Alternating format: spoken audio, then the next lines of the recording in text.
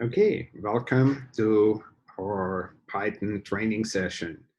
I want to start giving you a quick overview of what we're going to do over the next few days and how that's organized. We're going to work primarily with Jupyter notebooks.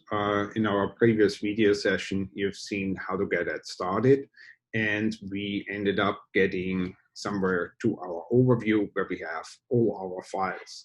It should be in alphabetical order, and the first thing we're going to work with is outline 00 outline.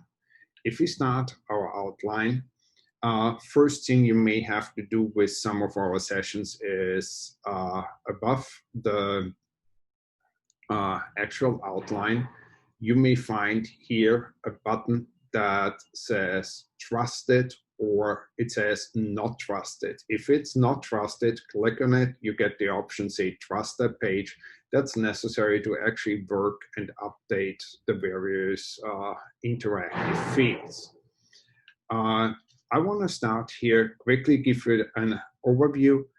The sessions will have chapters.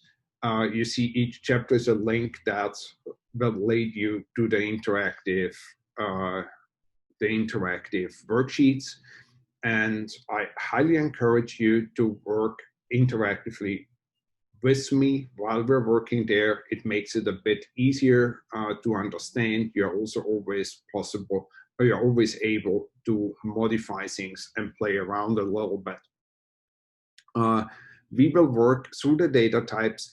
Every session will have an exercise, and most of these exercises will be either interactive.